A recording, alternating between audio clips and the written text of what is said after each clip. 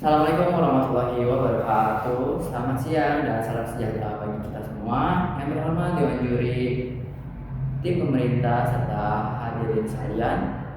Izin memperkenalkan diri, nama saya Ihsan Ardiansyah. Saya dari perwakilan SMK Dinamika Pembangunan 2 Jakarta yang menjadi tim oposisi yang akan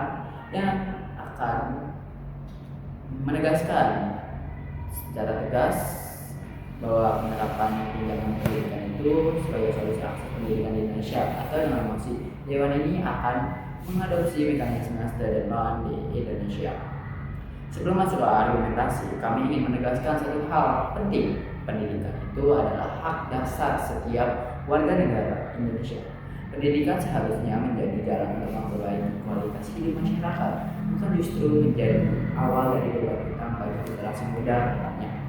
Dan disinilah letak masalah terbesar dari seluruh argumentasi tim pemerintah. Mereka ini mencoba membungkus pinjaman pendidikan sebagai bentuk pemerataan pendidikan. Mereka mengatakan bahwa sistem ini membuka akses, memberikan kesempatan, dan membantu masyarakat kelas bawah kuliah. Namun, pertanyaannya adalah, apakah pendidikan masih bisa disebut sebagai hak apabila seseorang harus menanggung untuk mendapatkannya? Hadirin sekalian, tim pemerintah terlalu melihat pendidikan sebagai persoalan akses semata, tetapi melupakan rasa aman dalam mengakses pendidikan itu sendiri, karena faktanya tidak semua orang berani mengambil resiko utang, terutama masyarakat kelas menengah ke bawah yang sejak awal hidupnya sudah penuh dengan ketidakpastian ekonomi. Argumentasi pertama kami adalah bahwa pinjaman pendidikan justru membebani generasi muda sejak awal kehidupan mereka. Tapi tim pemerintah tadi mengatakan bahwa pembayaran dilakukan secara bertahap sehingga dianggap aman. Tapi mereka lupa bahwa masalah utamanya bukan cara membayar, melainkan pada ketidakpastian hidup setelah lulus kuliah.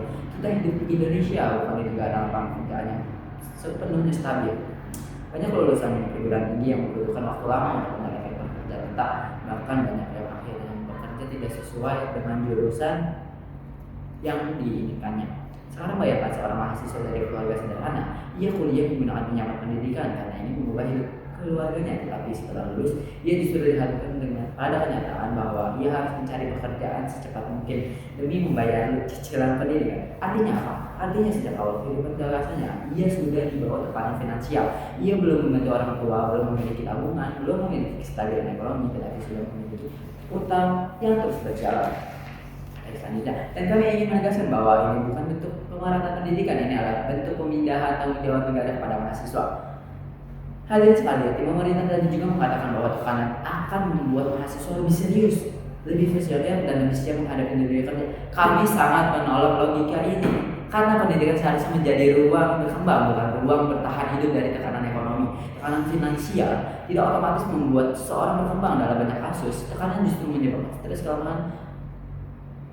kelelahan mental, kecemasan, dan bahkan kehilangan fokus saat belajar. Realitanya hari ini saja banyak mahasiswa yang kesulitan membayar biaya hidup. Banyak yang harus bukan sambil kuliah, banyak yang menahan lapar dan menghemat uang, banyak juga yang mengalami tekanan mental karena takut tidak mampu membayar uang kuliah. Lalu negara ini ingin menambah lagi beban berupa pinjaman pendidikan.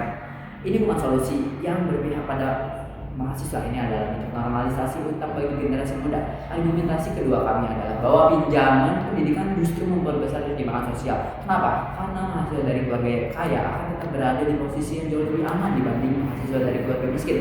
Mahasiswa dari keluarga mampu dapat kuliah tanpa memikirkan cicilan apapun. Mereka tidak fokus belajar, mereka bisa fokus belajar, mengikuti organisasi, mengrelasi, mengikuti pelatihan, bahkan juga mencoba berbagai kesempatan pengembangan diri.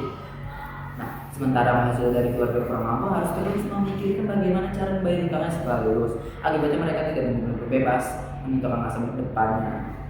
Mereka akan cenderung memilih jurusan yang cepat menghasilkan uang dibandingkan jurusan yang benar-benar diminati atau dibutuhkan oleh masyarakat sekitar. Pendidikan akhirnya berubah menjadi sekadar alat ekonomi untuk membayar utang, bukan lagi sarana membangun kualitas manusia. Dan ini berbahaya, karena ketika pendidikan hanya diukur dari kemampuan menghasilkan uang, maka nilai pendidikan itu sendiri menjadi hilang. Jadi selanjutnya, argumentasi kami yang ketiga adalah pemerintah gagal memahami akan masalah pendidikan di Indonesia. Mereka mengatakan bahwa beasiswa tidak cukup karena sulit dijangkau dan terlalu berorientasi pada prestasi. Namun itu justru menunjukkan bahwa yang harus diperbaiki adalah sistem distribusi bantuan pendidikan, bukan masalah menggantinya dengan pinjaman pendidikan. Kalau masalahnya ada pada data penerima bantuan yang tidak tepat sasaran, maka perbaiki pendataannya. Kalau masalahnya ada pada keterbatasan data pendidikan, maka negara harus memperbesar prioritas anggaran pendidikan karena pendidikan adalah investasi jangka panjang negara terhadap kualitas sumber daya manusia, bukan malah membuat mahasiswa menanggung resiko ekonomi itu sendiri. Hadirin sekalian, kami juga ingin membantah narasi pemerintah yang mengatakan bahwa pinjaman pendidikan membuat sistem pendidikan lebih berkelanjutan karena uangnya terus berputar. Logikanya ini terdengar bagus di teori, tetapi sangat beresiko dalam praktik langsung. Karena ketika banyak lulusan gagal membayar pinjaman, maka negara akan tetap menghadapi masalah baru berupa kredit macet pendidikan, dan yang paling berdampak tentang masyarakat adalah kelas bawah. Kita bisa melihat bagaimana di beberapa negara pinjaman pendidikan itu justru menjadi beban sosial bagi generasi muda. Banyak lulusannya harus hidup bertahun-tahun dengan cicilan pendidikan, bahkan ada yang menunda menikah, menunda membeli rumah, dan menunda membangun kehidupan karena masih dibebani utang pendidikan. Dan ini sangat berbahaya, terutama bagi masyarakat kelas bawah. Tim pemerintah juga tadi mengatakan bahwa pinjaman pendidikan memberikan harapan bagi masyarakat miskin untuk kuliah. Menurut kami justru kebalikannya, harapannya dibangun di atas utang adalah harapan yang rapuh, karena ketika kondisi ekonomi buruk, masyarakat kelas bawah akan menjadi pihak pertama yang merasakan dampaknya.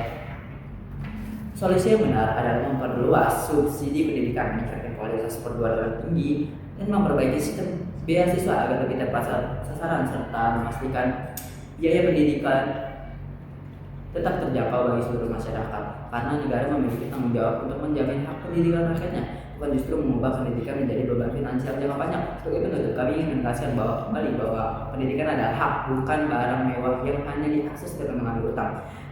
Maka dengan seluruh pertimbangan tersebut, kami dari oposisi atau saya dari oposisi dengan tegas menolak penerapan peminjaman pendidikan sebagai solusi pendidikan di Indonesia. Terima kasih.